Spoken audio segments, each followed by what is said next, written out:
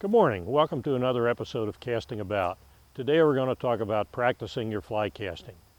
Master casting instructor Dave Lambert, in his book Smart Casts, observes that there are three reasons why most fly fishers are not efficient fly casters.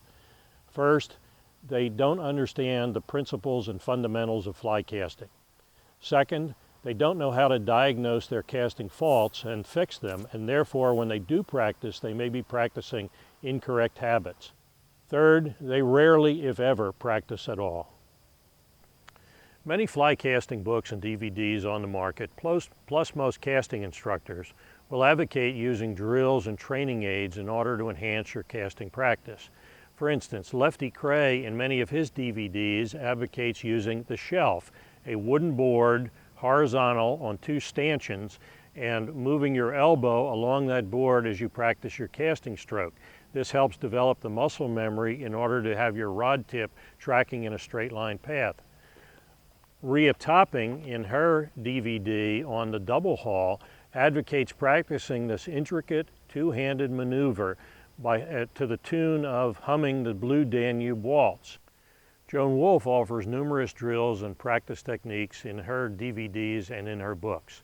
I promise you that if you use these drills and training aids, they will improve your casting practice. Likewise, Lambert offers a number of drills and training aids in SmartCast in order to help the fly caster improve his casting. One of these is to use a laser pointer in a room.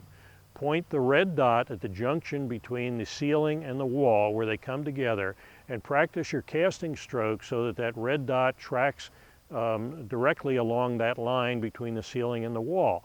This simulates you keeping your rod tip following a straight line path when you are making your casting stroke, which is one of the techniques that we advocate for efficient fly casting.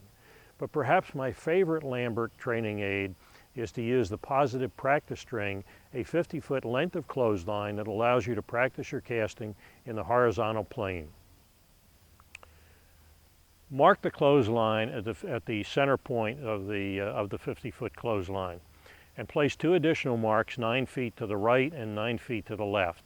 These 9-foot marks represent the start point and the stop point of a typical 25-foot cast. The center point represents the point in the casting stroke both on the front cast and the back cast at which you will start your maximum acceleration on your cast.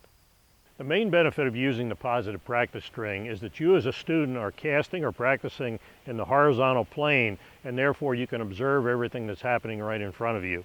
Begin by laying out 25 feet of line and leader as if you had made a forward cast, and point at one of those 9-foot marks along the positive practice string, and then begin by just simply making your cast along that positive practice string, tracking your rod tip along the string in that straight, so you can develop that process of tracking along in a straight line path. You stop at both the 9-foot marks on the back cast and on the forward cast, and this approximates the casting arc on a typical 25-foot cast.